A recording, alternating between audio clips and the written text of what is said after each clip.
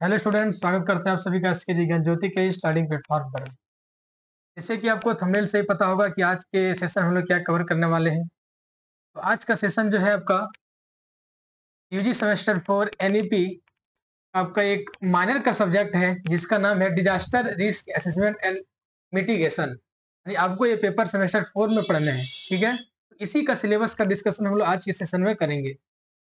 देखिए स्टूडेंट्स, आप सभी का सेमेस्टर 3 का रिजल्ट आ चुका है और उम्मीद करते हैं कि आप सभी सेमेस्टर 4 की तैयारी में जुट गए होंगे। इसीलिए एसकेजी ज्ञान ज्योति आपके लिए लेकर आया है कंप्लीट कंप्लीट कोर्स। यानी आप चाहते हैं कि यदि हम सेमेस्टर 4 की तैयारी जीरो से हीरो लेवल तक करें तो आप एसकेजी ज्ञान ज्योति ऐप को प्ले स्टोर से इंस्टॉल करें और अपने कोर्स को वहां से परचेज करें और अपने तैयारी को आगे बढ़ाएं। ठीक है, तो आइए आज का सेशन स्टार्ट करते हैं। जैसे ही आपका टॉपिक का नाम है, यानी आपका जो पढ़ना है इसमें उसका नाम है disaster risk assessment and mitigation. यानी डिजास्टर जो आपका आपदा प्रबंध है, इसको कैसे हम लोग दूर कर सकते हैं, कौन कौन सी चीजें शामिल होती है, इसी के बारे में डिटेल्स हम लोग को चर्चा करना है। ठीक है, यदि हम सिलेबस की बात करें तो आपका सिलेबस टोटल 4 यूनिट में डिवाइडेड है। देख सकते हैं आप, ये आपका रहा unit 1, unit 2, unit 3 and unit 4। First unit जो आपका है वो है कि आपदा के जोखिम, अवधारणा और तत्व। आखिर आपदा की कौन कौन से जोखिम है, कौन कौन सी अवधारणा है, तत्व है, और आपदा जोखिम के न्यूनीकरण यानी इसको हम लोग कैसे कम कर सकते हैं। फिर है वैश्विक यानी ग्लोबल लेवल पर और राष्ट्रीय आपदा जोखिम की स्थिति, आखिर किस प्रकार हमारे विश्व स्तर पर आपदा के प्रबंधन की स्थिति है और हमारे भारत के स्तर पर। ठीक है, फिर है जोखिम मूल्यांकन की तकनीकें। आजकल बहुत सारे टेक्नोलॉजी का उपयोग किया जा रहा है किसी भी आपदा प्रबंधन में। जैसे हम ड्रोन की बात करें या फिर अलग अलग टेक्नोलॉजी की बात करें, रिमोट सेंसिंग का बात करें, तो ये सब के बारे में कुछ पढ़ना है। फिर जोखिम का मूल्यांकन और चेतावनी, वैश्विक सहयोग, जोखिम मूल्यांकन में लोगों की भागीदारी, उत्तरजीविता के लिए रणनीतियां। यानी जोखिम को जो दूर कर सकते हैं उसमें लोगों की क्या भागीदारी हो सकती है, उसका मूल्यांकन एवं चेतावनी किस प्रकार कह सकता है।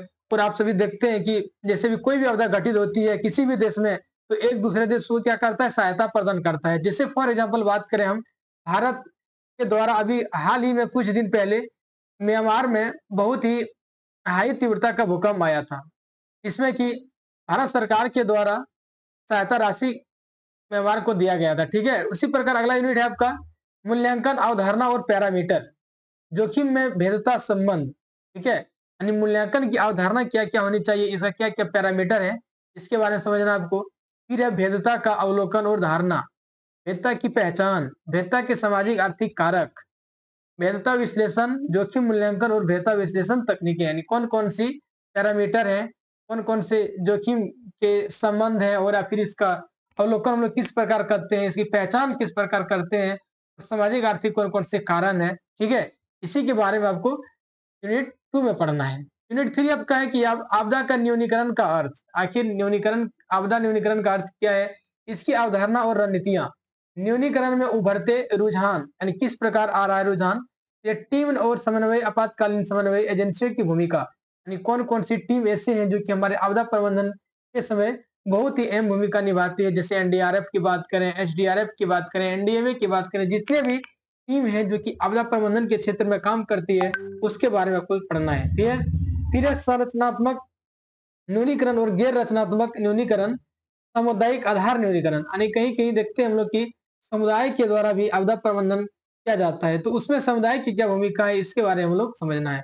आखिरी यूनिट आपका है कि टेक्नोलॉजी के बारे में, आखिर संचार, नेतृत्व और समन्वय की भूमिका आपदा संचार में। जैसे कि कोई भी आपदा घटित जब होती है तो हम लोग को उसका सबसे पहले इंफॉर्मेशन हम लोग के पास आता है कि फलाने क्षेत्र में फलाने आपदा घटित हो गई, या फिर उसके पीछे कौन कौन से कारण है, तो ये सब कैसे हम लोग तक पहुंचता है। तो जो संचार के माध्यम है इसके द्वारा हम लोगों तक पहुंचता है, तो इसके बारे में हम लोग को पढ़ना है।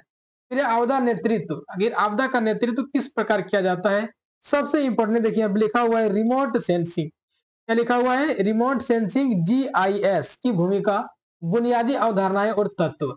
यानी जीआईएस और रिमोट सेंसिंग किस प्रकार आपदा प्रबंधन में अपनी अहम भूमिका निभाती है, किस प्रकार उससे आपदाओं के बारे में हम लोग को जानकारी देती है, इसके बारे में आपको समझना है। ठीक है, फिर है भारत में आपदा न्यूनीकरण के कार्यक्रम, यानी हमारे भारत में केंद्र सरकार के द्वारा या फिर राज्य सरकार के द्वारा कौन-कौन से ऐसे आपदा प्रबंधन के कार्यक्रम चलाए जा रहे हैं, जिससे कि आपदा का प्रबंधन किया जा रहा है। ठीक है? तो ये था आपका टोटल चारों यूनिट का सिलेबस। ठीक है?